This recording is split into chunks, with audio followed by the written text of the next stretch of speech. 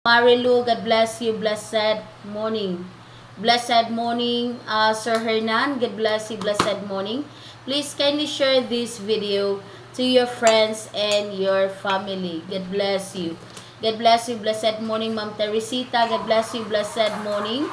Blessed morning po sa inyong lahat na nandyan online. Blessed morning sa inyong lahat. This is another day and another blessing. Amen. Hallelujah. Blessed morning, Ma'am Verhilda. God bless you po. Blessed morning. Blessed morning po na nandyan online. Hallelujah. Today is your day. Amen. Blessed morning, Ma'am Marilo. God bless you. Blessed morning. Blessed morning po, Sir Hernan. God bless you. Blessed morning. Thank you, Sir Hernan, for sharing. Thank you so much. God bless you po. Please, sa hindi pa nakashare, share this video po sa inyong pamilya, sa inyong kakilala o kaibigan. God bless you, Ma'am Maria Teresa. God bless you. Blessed morning. Blessed morning po, Sir Jose. God bless you. Blessed morning. Blessed morning, Ma'am Mary Ann. God bless you po. Blessed morning. Blessed morning, Ma'am Tina. God bless you. Blessed morning. Please, mga kapatid, let's prepare po ourselves, no? Hindi po magtatagal, no? Lalabas na po si Apostle Paul, mga kapatid. And then, kailangan lang talaga nating i-prepare yung gustong matawagan, no? Kailangan magpalista na kasi ang pagtawag, mga kapatid, ay depende kung sino yung unang nakabook, no? Sa pagtawag, yung unang nalista. Okay? So, kaya, at alam nyo naman na limited lang ang matatawagan ni Apostle Paul. But just believe. Amen. God bless you, Ma'am Marilu. God bless you. God bless you. God bless you po. Amen. Hallelujah. So, kaya mga kapatid, yung gustong matawagan, no? Magpalista na po kayo. God bless you. And then, sa lahat po na gustong ipag-pray ni Apostle Paul, mamaya po, pag lumabas na po si Apostle Paul, you can comment po kung ano man yung mga hinaing nyo, kung ano man yung mga request nyo. God bless you po, Ma'am Weng. God bless you, but you just need to have faith in the Lord, mga kapatid. Amen? Hindi man kayo maisa-isa ni Apostle Paul na matawagan, but through your faith in God, alam niyo naman si Apostle Paul, no, na kahit nandyan kayo online, ipapakita kayo ni Lord sa kanya na may sakit na ganito, may ganitong mga sakit. You just need to believe and claim it. Amen? At kailangan mo talagang maniwala para pagalingin ka ni Lord. Kasi isa pong way, no, napakaganda pong pamaraan, mga kapatid, na yung sakit mo mismo, no, sasabihin sa lingkod ng Diyos, na ipapakita sa lingkod ng Diyos, ni Lord sa kanyang lingkod, na pagagalingin ka, pero hindi yan mangyayari sa iyo kung hindi ka mag-believe. Amen? Kung hindi ka mag-believe, and then you cannot receive. Amen? So, kailangan talaga, katulad ng isang babae na may issues of blood, na sabi niya sa kanya sarili, kahit hindi man siya ipag-pray ni Jesus, kahit hindi man siya kausapin ni Jesus, basta no, matatouch niya lang ang damit ni Jesus, no, siya ay gagaling na. Ganun din. Amen? So, kailangan talaga meron tayong klase ng trust. Amen? Yung paniniwala kay Lord. God bless you po, Ma'am Charlene. God bless you. Blessed morning. Blessed morning po, Sir Wilbin. God bless you. Blessed morning. Amen? Okay sir, okay sir. Si Sir Tosi ba, na connect na ba sa sa Jesus Loves Me? Jose Tosi. Okay, please paki-comment, no? Sir Jose, kailangan niyo po na mag-message sa Jesus Loves Me. Nandyan sa pinakababa yung Jesus Loves Me. Yung nakapin dyan na black and white. Click it po and then mag-message kayo. Please, paki-comment po under po sa comment ni Sir Jose. God bless you po. Blessed morning, Ma'am Gloria. God bless you. Blessed morning. Blessed morning, great woman of God, Pastora Janessa. God bless you. Blessed morning. Amen?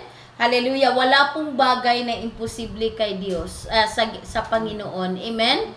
Kailangan lang po talaga yung pananalig natin sa Kanya. Kailangan strong talaga, no? Hindi yung parang hangin kung saan ka, no, kung saan ang hangin doon ka. Dapat strong ka talaga. Amen? Na hindi ka matitinag. Amen? Strong ka talaga na walang sino man na makapag-change ng iyong mind about God. Amen? Hallelujah. Yung hindi papasok yung yung double-minded. Amen? Hallelujah. Kailangan talaga, mga kapatid, magiging strong tayo kay Lord. Hallelujah. Si Ma'am Gloria, gustong magpa-pray. Nakalista na ba si Ma'am Gloria? Hallelujah. God bless you po, Ma'am Gloria. God bless you po, Ma'am Mary Ann. God bless you. I know po na merong ginagawa si Lord. God bless you, Ma'am Weng. God bless you po na merong ginagawa si Lord sa inyong buhay. Please, kindly share this video. Share it to your Facebook. Share it po sa mga messenger po na nangailangan ng kagalingan. Alam niyo naman ang program na ito, not only po sa mga may sakit, no, may sakit na katulad ng mga diabetes or whatsoever, but ito po ay kahit anong klaseng problema. Amen? Hallelujah. Kahit anong klaseng problema, no, pwede po. Amen? Kailangan nyo lang po talaga na meron kayong good signal. Amen? Meron kayong good signal, no, para hindi putol-putol yung ang pagtawag po sa inyo. Amen? Hallelujah. So, kailangan yung i-prepare talaga yon. Amen? Na meron talaga kayong good signal. Kung meron kayong piso wifi o may wifi kayo or malakas yung data nyo, that's very good po. God bless you po, Ma'am Let. God bless you. Blessed morning po. Amen? Hallelujah. Kailangan talaga nating mag-prepare, not only physically, and we need to prepare po, no, especially our spiritual side. God bless you po, Ma'am Nel. God bless you. Pasama upang mapagaling na po ang pamilya po na may sakit. Okay? Paki-connect nga si Ma'am Nel Junior Data, no? Sir Nel, mag-ano po kayo? Mag-message po kayo sa Jesus Loves Me. Nandyan sa pinakaibaba. Please, sino yung nag-monitor sa mag-reply kayo under the comment, no? Under sa comment ng taong yun. And then follow up. Okay? God bless you. God bless you, Pastor Nathaniel. God bless you. Blessed morning. Amen? Nothing is impossible with God. Amen? Hallelujah. Nothing is impossible with God. Okay. So, ganun mga kapatid. And, ni-request ko lang mga kapatid. God bless you po, Ma'am Teresita. Amen. No? Sa lahat na magpatawag, amen, kailangan po tayo mag-dress nicely po. Amen. Kailangan po na okay yung pananamit natin. God bless you po. God bless you, Pastora Janessa. God bless you po. And then, especially, our faith in the Lord. Napaka-importante po yun. Okay? So, buksan natin ang ating mga Biblia, mga kapatid, sa Book of Mark, chapter 11. Book of Mark, chapter 11, from verse 24. Amen? Mark 11, verse 24. Ito po ang sabi ni Lord. God bless you po, Sir Jimmy, Loria. God bless you. Please kindly share this video. Welcome po ang lahat ng mga new viewers. Welcome po sa inyong lahat. And please kindly share this video. Sabi po sa salita ng Diyos, therefore I say unto you, what things soever you desire, when you pray, believe that you receive them, and you shall have them. Amen? And when you stand praying, forgive if you have aught against any, that your Father also in heaven may forgive you your trespasses. Amen? Hallelujah. In verse 26, but if you do not forgive, neither will your Father which is in heaven forgive your trespasses. Amen? Hallelujah. This is a very nice word of God. Amen. God bless you po, Sir Valentino. You're welcome po. Please kindly share this video. Yung hindi pa po naka-follow, naka-click sa follow, please click this follow. Amen? Click the follow button po. God bless you. Amen? So, kasi alam ko mga kapatid na tayong lahat ay merong problema. Amen? Wala pong tao na walang problema. Amen? Meron talagang mga challenges sa buhay, either sa karamdaman or challenges po sa pamamahay, family problem, financial problem, no, emotional problem o anumang klaseng problema. Amen? Because as we know that Satan is in the world and Satan wants to distract you, to destroy you, no, to steal your joy. Amen? At gusto niya na mamatay ang tao dahil sa problema. But thank God that Jesus died for us and Jesus won it on the cross in the Calvary. Amen? Hallelujah. God bless you po. God bless you, Sir Jose. So, lahat po tayo may mga challenges sa buhay. Pero, bakit ba ang mga tao merong nananalo at meron namang natatalo? But may prayer na tayong lahat ay mananalo in the name of Jesus. Because our life in this world po is like a race. Yan ang sinabi ng Biblia. Para tayong nandun sa competition. Amen? Parang sumali tayo sa palaruan. Amen ba?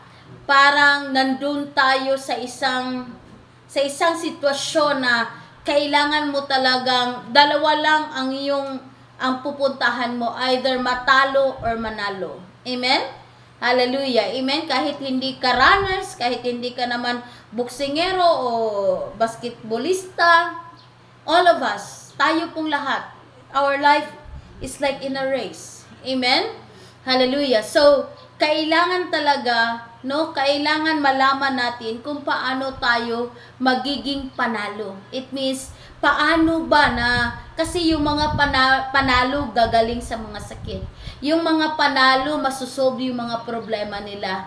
Yung mga panalo, hindi affected kung anong ginagawa ni Satan. Amen? Yung mga panalo, takot si Satan sa kanila. Amen?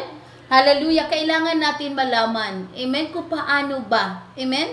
Kasi, kung sa hospital ka pupunta, amen?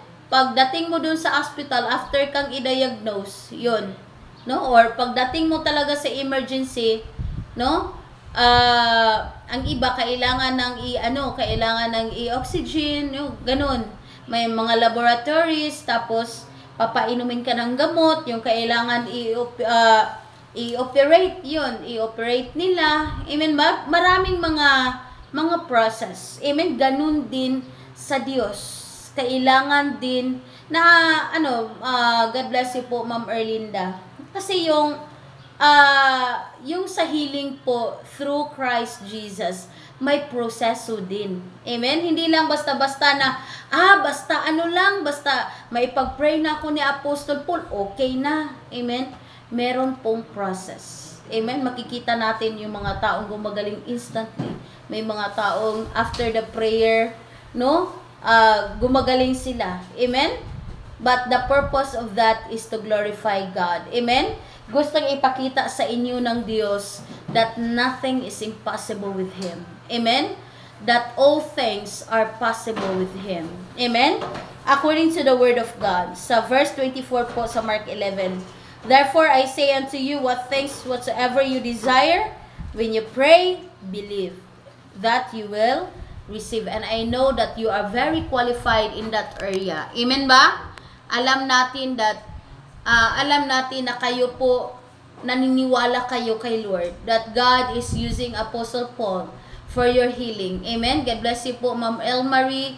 God bless you po. God bless you. Amen? Yeah, God will do it po, Ma'am. Amen? I-connect nyo nga si Ma'am Elmarie Ibay. Elmarie, tapos na? Okay. Okay, please accept it, Ma'am Elmarie, sa Jesus Loves Me. Or i-click nyo po yung Jesus Loves Me sa baba para po maipag-pray kayo mamaya ni Apostle po. Kasi kung hindi kayo makakonect sa Jesus Loves Me po, hindi po kami makakatawag sa inyo. Amen? So, kailangan talaga na nakakonect kayo sa Jesus Loves Me. No? I-reply mo siya sa kanyang comment. Doon sa baba, i-reply niyo po sa comment niya. Okay lang eh. Okay na? Okay, God bless you. Okay? So, ganun nga mga kapatid. Amen? I know that you have believed it. I know mga kapatid na meron kayong trust kay Lord. That's why you are here. Amen? And that's a very good step. And That's a great faith. Amen? God bless you po. Sir Wincatch, God bless you. Ma'am Verhilda, God bless you. I remember mga kapatid na si Apostle Paul ay meron pong school, online Bible school po tungkol sa healing. Amen? Yung gusto pong magiging estudyante, gusto pong gamitin ni Lord for healing. And then you can communicate us po sa Glad Tidings or doon po sa Jesus Loves Me na gusto nyo pong maging estudyante ni Apostle Paul at once a week lang po. No, once a week, I think every Friday. Amen? Yung klase. Amen? So, 1 hour per week. So, please po mga kapatid, if you are willing and you feel nagagamitin kayo ni Lord, kasi mostly yung ginagamit ni Lord for healing is yung mga tao na nagkasakit before. Kaya God allows it na mangyayari sa'yo so that you will have a passion that some people also will be healed through the name of Jesus Christ and through your life. Okay? God bless you po. So, ganun mga kapatid. No? I know, kung sabihin natin faith, meron kang faith. Kung sasabihin mo naniwala ka, yes, naniwala ka because you are there. God bless you po, Ma'am Jima. God bless you po. Amen?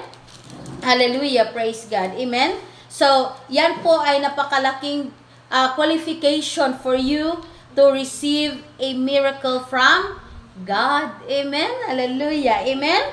So, and then after po, according to the word of God, believe and you will receive, and you shall have them. Amen?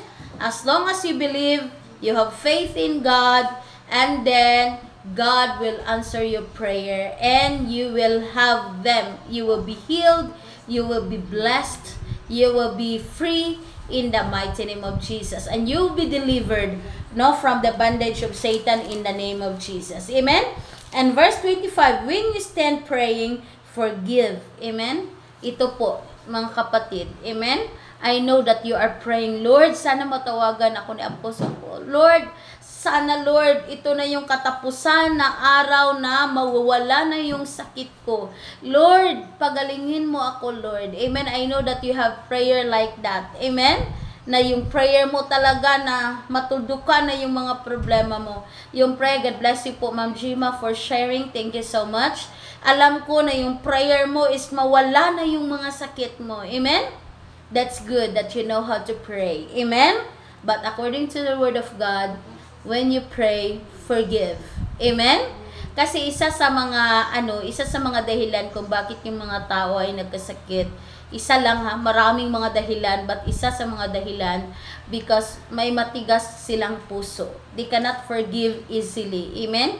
Hindi sila marunong magpatawad. Amen? At ayaw din nilang magpatawad. Amen? That is isa yung mga hindrances, mga kapatid, kung bakit hindi tayo gagaling. Amen? Kasi yung sakit hindi lang yun basta physical lang. Amen? Hallelujah. May mga sakit na kung nasagwatan ka lang, ganon. Amen? Sa skin na mga sakit. Amen? Pero may mga sakit po na kailangan talaga siyang ma-healed spiritually. Amen?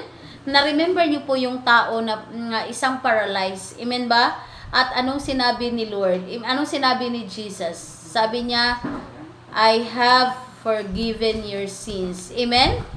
Sabi niya na siya ay pinatawad na sa mga kasalanan. Maraming mga dahilan kung bakit ang tao ay nagkasakit. Pero isa sa mga dahilan, kasi ang katigasan ng puso. Amen?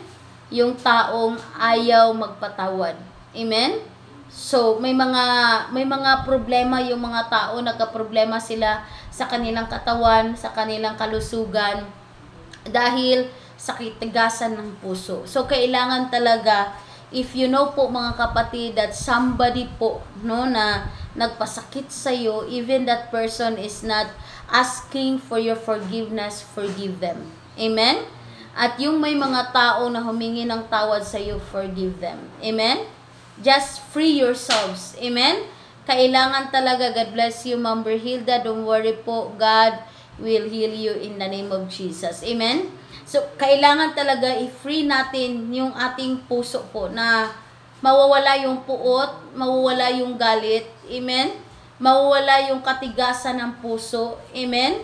Hallelujah. God bless you po. Itong amo ko po, ipahiling ka. Kaya lang, parang hindi naniwala. God bless you po, Ma'am Tina. Don't worry po. Amen?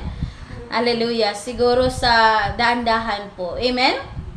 So, kailangan lang talaga is yung mga hindi mabuting naramdaman mo sa iyong puso, i-release mo na yan. Amen? Hallelujah. God bless you po, Ma'am Charis. God bless you. Yeah, don't worry po. Hallelujah. So, kailangan talaga na meron kang pusong marunong magpatawad. May puso kang tumatanggap ng tawad. Amen? Na kahit yung tao, kahit hindi yung umaabot sa punto ng ating buhay, mga kapatid, kahit na hindi yung ikaw nagkasala, ay marunong kang magpatawad. Amen? Hallelujah. So, sa isip siguro mo, hala, baka nasaktan ko yung Lord, forgive me, Lord. Amen? Kung nakita kayo, alam mo na hindi magbuti yung pakitungo niya sa'yo dahil nasaktan siya dahil sa'yo, you can ask forgiveness. Amen, ma? Yun, magpatawad ka. Amen? Kasi yun ang sabi ni Lord.